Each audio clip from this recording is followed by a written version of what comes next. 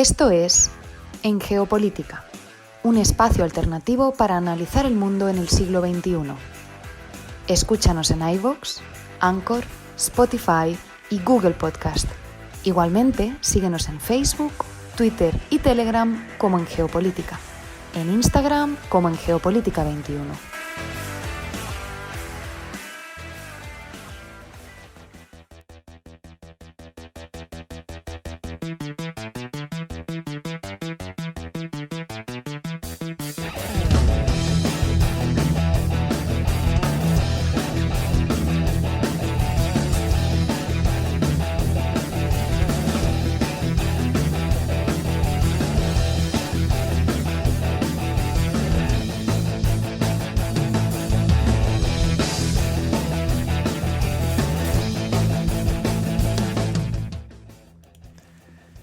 Y con este cover de Mayor Tom abrimos el programa del día de hoy, miércoles 9 de noviembre de 2022.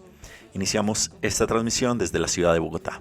Los acompaña Fernando Galindo y les agradezco a todos los que nos sintonizan en América Latina, el Caribe y España a través de la plataforma radiolibre.cc. Igualmente, saludamos a quienes nos escuchan como podcast en estas y otras geografías en iVoox, Anchor, Spotify, TuneIn, Apple Podcast y Google Podcast. Esto es En Geopolítica, un espacio alternativo para analizar el mundo en el siglo XXI. Bienvenidos.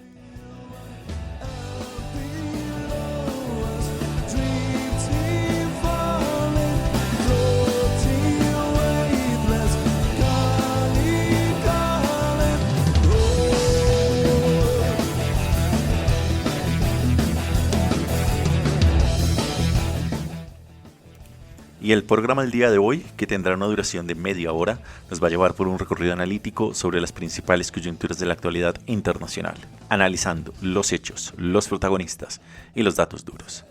Y este programa iniciará hablando sobre los temas a tener en cuenta en la actual COP27 que tiene lugar en Egipto.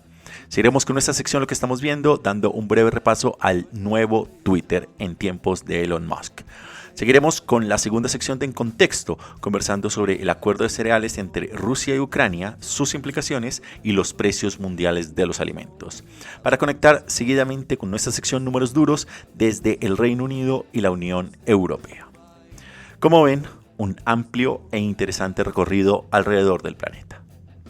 Preparémonos entonces para iniciar este programa hablando sobre los temas a tener en cuenta en la COP27.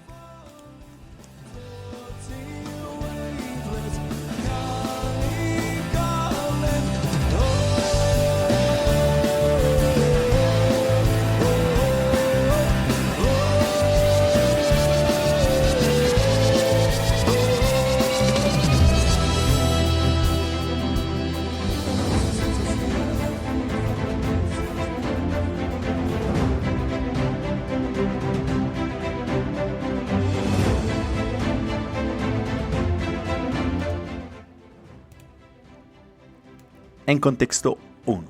Temas a tener en cuenta en la COP27. La conferencia número 27 de las partes de la Convención Marco de las Naciones Unidas sobre el Cambio Climático se está celebrando desde el 6 de este mes y concluirá el próximo 18 de noviembre en Egipto. La COP26, celebrada el año pasado en Glasgow, tuvo dos resultados especialmente positivos. En primer lugar, los países actualizaron sus contribuciones determinadas a nivel nacional, las CDN, para reflejar colectivamente una ambición suficiente para cumplir el objetivo de 2 grados centígrados de calentamiento del Acuerdo Climático de París. En segundo lugar, diferentes niveles de gobierno, el sector privado y la filantropía anunciaron una serie de medidas para hacer frente a los retos en materia de tecnología, financiación y economía política de la reducción de las emisiones. Muchas de estas iniciativas se sellaron al margen de las negociaciones oficiales. Mientras que las ambiciosas promesas y el nuevo multilateralismo son el legado de la COP26, la presidencia egipcia quiere que la COP27 se convierta en la transformación de estas promesas y del multilateralismo en acción. Raina al-Mashad, ministra egipcia de Cooperación Internacional, declaró en una entrevista a The Guardian que lo que queremos que sea esta COP27 es pasar de las promesas a la aplicación. Y queremos poner de relieve cuáles son las políticas y prácticas así como los procesos que realmente deben impulsar las promesas para salvar esta brecha. Aunque el objetivo de implementación de la COP27 es natural, no es uno que presagie grandes avances en la política climática internacional. La brecha entre los países desarrollados ricos y los países en desarrollo estará en primer plano, ya que los altos precios de la actual crisis energética y los crecientes riesgos climáticos se dejan sentir con fuerza, especialmente en los países en desarrollo. He aquí alguna serie de aspectos que consideramos hay que prestar atención a esta COP. El primero es el impulso de los Estados Unidos. Es que durante años los Estados Unidos han desempeñado diversos papeles en la diplomacia climática internacional. Estados Unidos ha sido tanto un agente decisivo para el éxito como un aguafiestas del mismo. Pero constantemente, la falta de una política climática interna ha debilitado la capacidad de los Estados Unidos para motivar a otros países a actuar por sí mismos.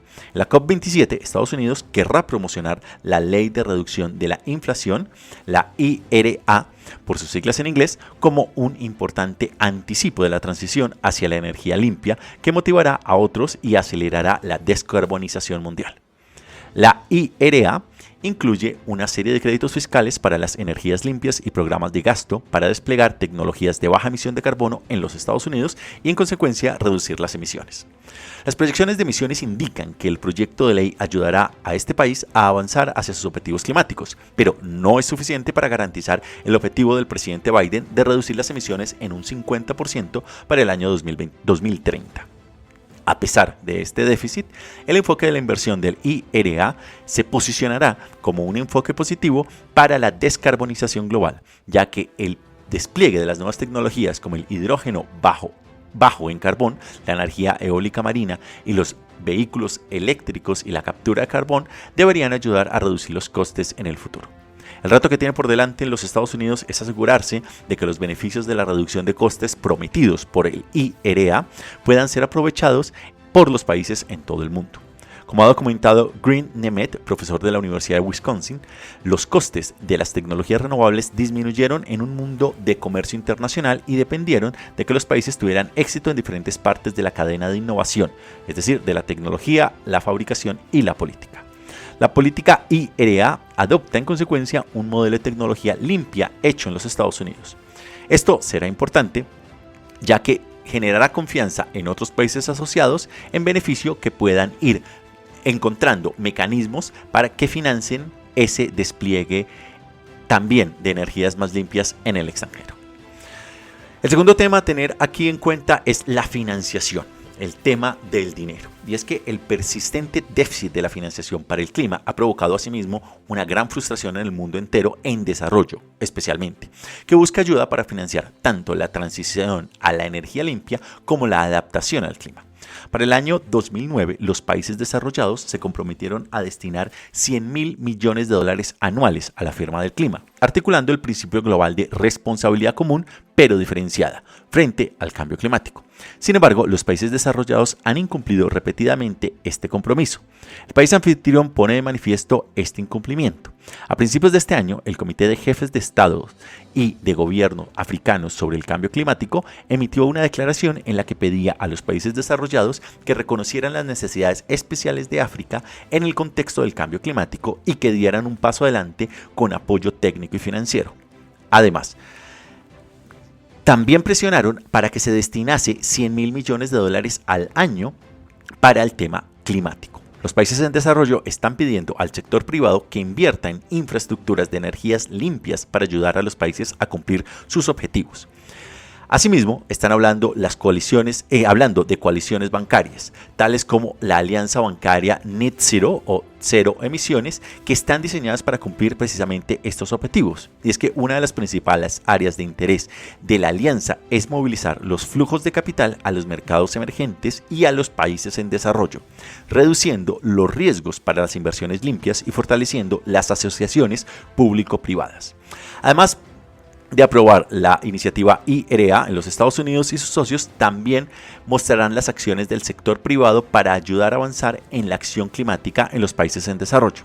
Por ejemplo, Estados Unidos ha desempeñado un papel de apoyo importante en la organización de esfuerzos como First Woman Coalition, una asociación público-privada que recoge los objetivos de compra de las empresas en sectores difíciles de descarbonizar como la industria, el sector químico y el de transporte de larga distancia. Otro de los elementos a tener en cuenta aquí es el tema de las pérdidas y de los daños causados por el cambio climático. Y es que precisamente las pérdidas y los daños también son nuestros temas principales, ya que los países en desarrollo han pedido a los países desarrollados que proporcionen asistencia financiera para hacer frente a los daños causados por el cambio climático. Esto se considera una cuestión de justicia climática porque las emisiones de los países desarrollados son las principales responsables del mencionado calentamiento global.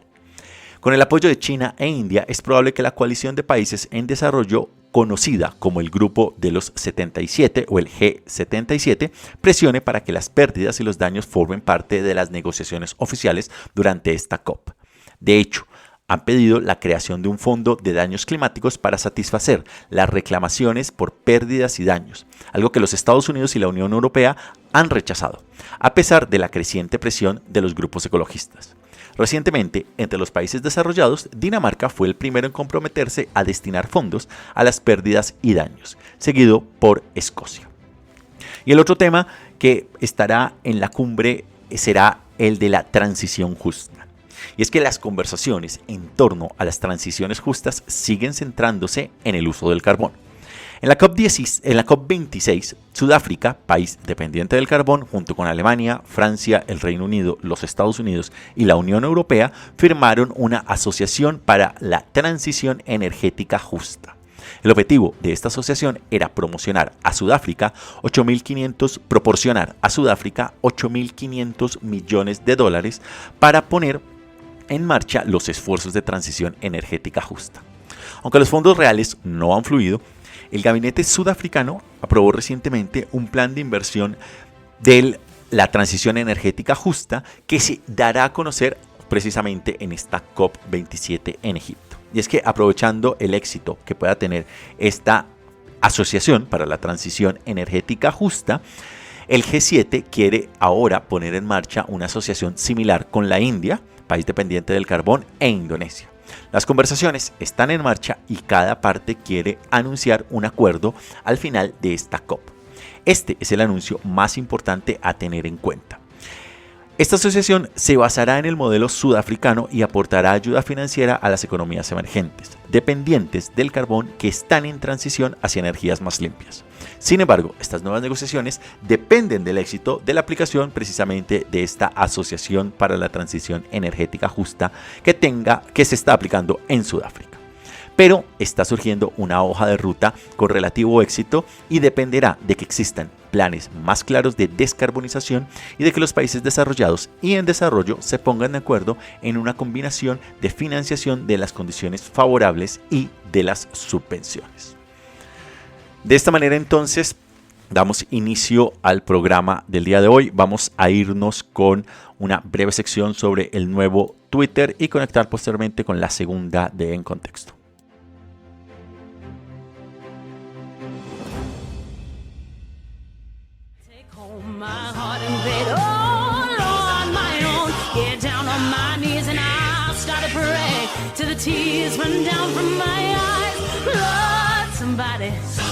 Somebody, can anybody find me? Somebody to love.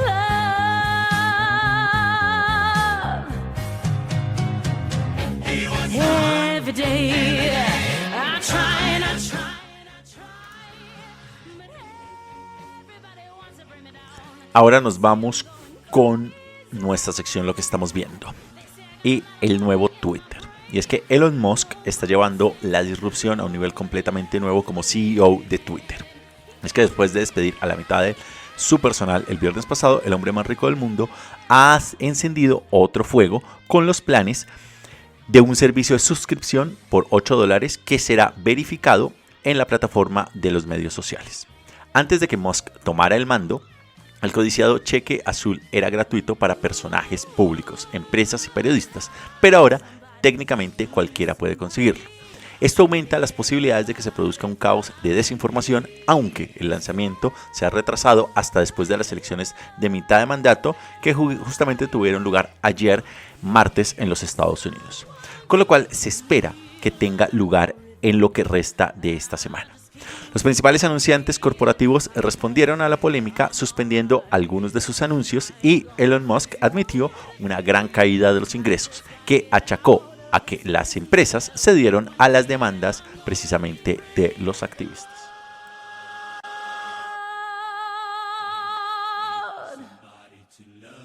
Find me somebody to love, find me somebody to love, find me somebody to love, find me somebody to love, find me somebody to love,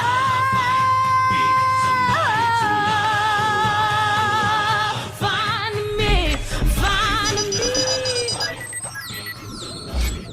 No se muevan. Aún por venir. En geopolítica. Nos iremos con el segundo bloque en contexto, el acuerdo de cereales entre Rusia y Ucrania, implicaciones y precios mundiales de los alimentos, para concluir con nuestra sección números duros desde el Reino Unido y la Unión Europea.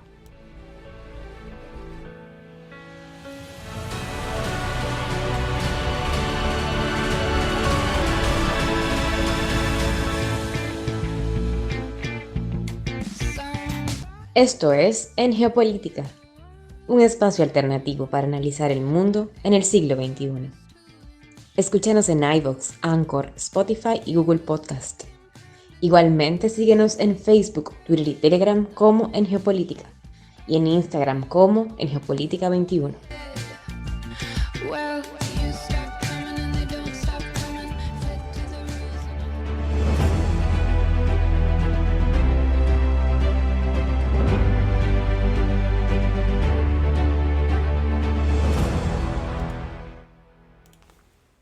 En contexto 2. El acuerdo de cereales entre Rusia y Ucrania. Implicaciones y precios mundiales de los alimentos. Y es que Rusia se incorporó el miércoles a la iniciativa de granos del Mar Negro de la ONU, después de interrumpir su participación el fin de semana cuando su flota en el Mar Negro fue atacada frente a la ciudad de Sebastopol en Crimea por drones ucranianos. El acuerdo, firmado en julio por un periodo de 120 días, debe renovarse el 19 de noviembre. Pero, ¿qué significa que esta decisión de Rusia de volver al acuerdo de los cereales en el futuro?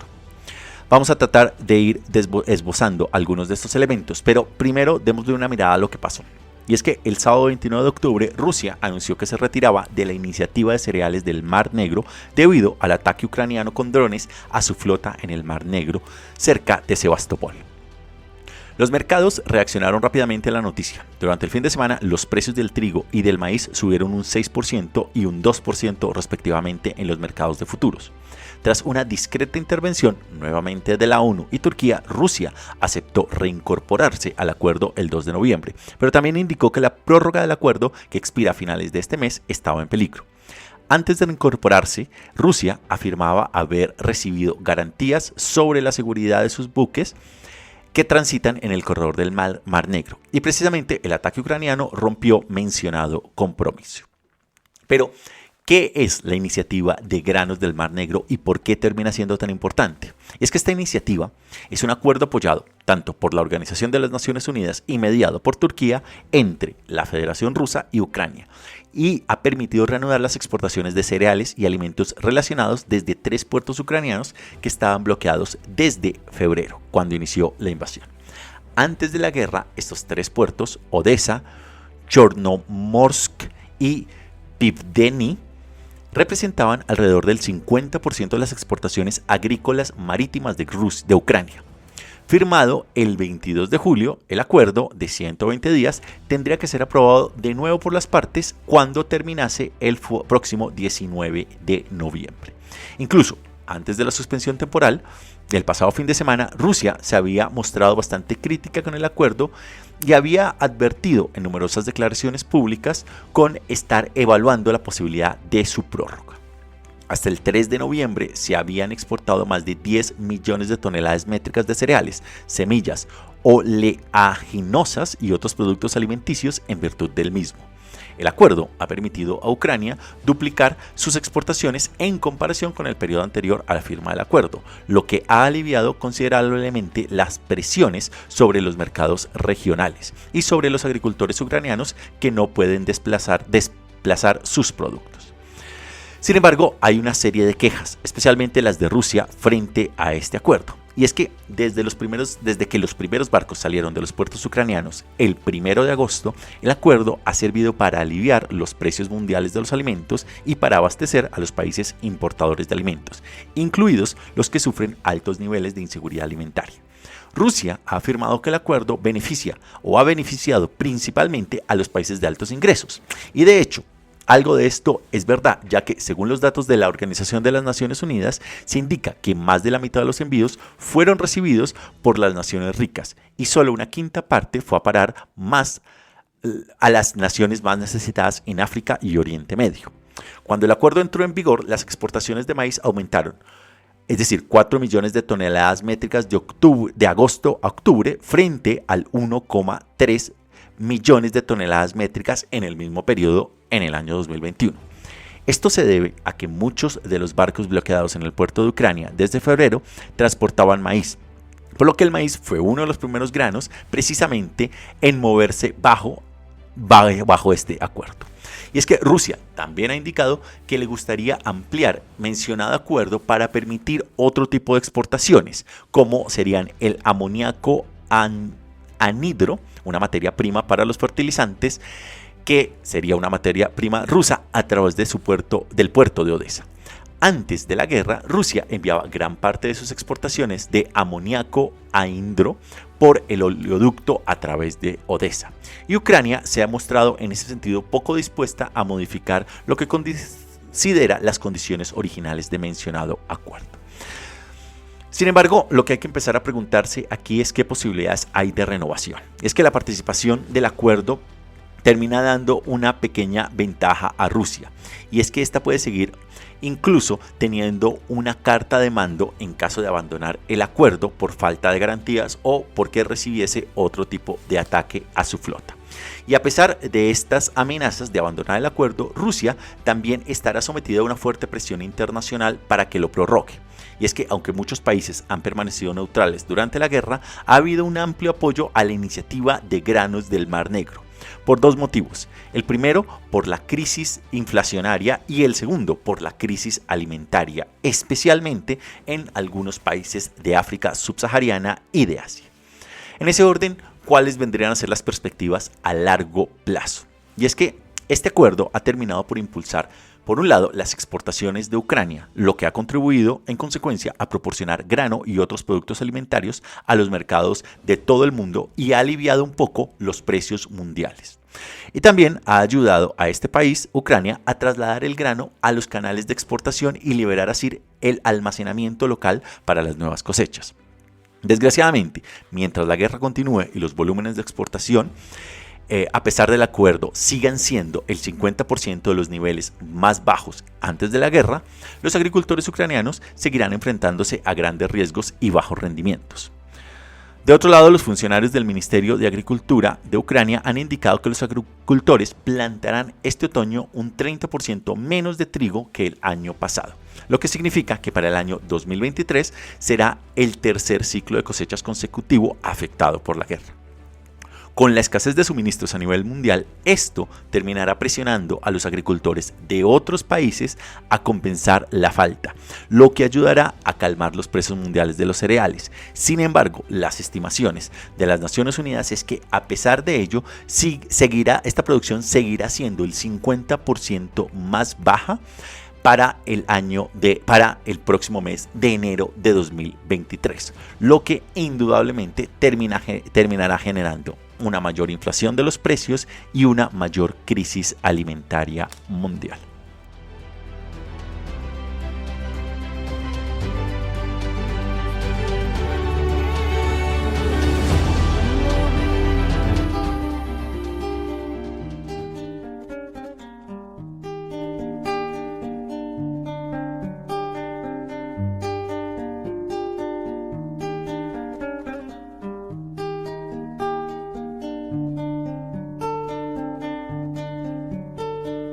try, baby, try to trust in my love again. I will be there, I will be there. Love, our love, just don't be the Números duros. Vamos a viajar al Reino Unido y a la Unión Europea. Iniciamos en el Reino Unido con el número 300.000. Y es que más de 300.000 enfermeros y enfermeras registradas en el Reino Unido amenazan con ir a la huelga antes de Navidad si el Servicio Nacional de Salud no aumenta su salario por encima de las tasas de inflación. Esta huelga, probablemente la mayor en la historia del sistema de salud del Reino Unido, podría suponer una importante prueba para el recién estrenado primer ministro Rishi Sunak, cuyo gobierno está falto de dinero en medio de los tiempos de espera récord en los hospitales británicos. Y vamos a cruzar el Canal de la Mancha y nos vamos a ir a la Unión Europea, y el número que nos lleva allí es 90. Y es que los costes energéticos de los hogares europeos casi han duplicado en un año, según un nuevo estudio. Las facturas de gas se han disparado un 111% y las de electricidad un 69%. Y el coste medio ha subido un 90% en todo el continente gracias o en parte por las consecuencias energéticas de la guerra en Ucrania.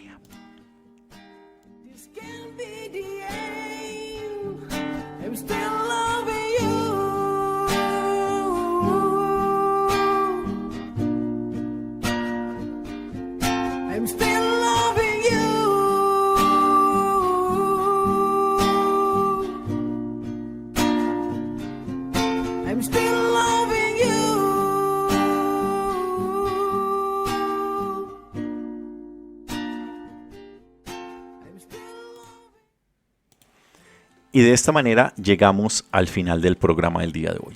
Tuvimos un recorrido alrededor del planeta que inició hablando sobre los temas a tener en cuenta en la actual COP27 que tiene lugar en Egipto.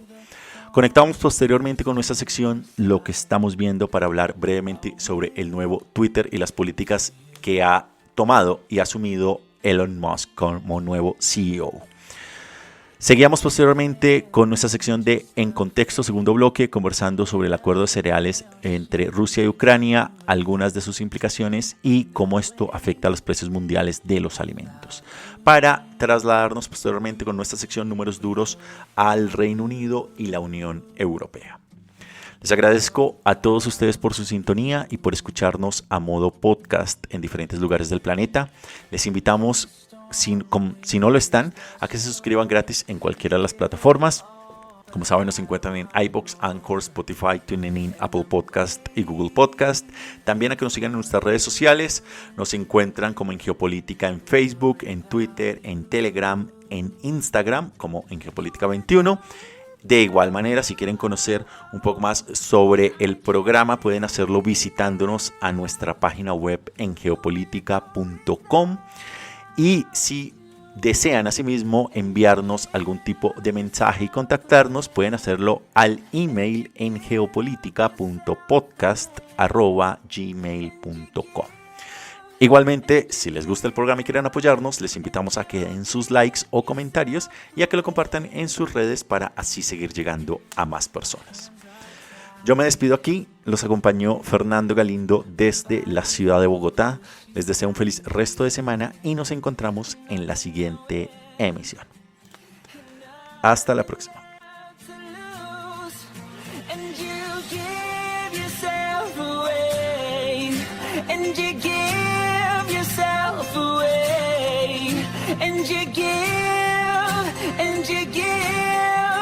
And you give yourself away.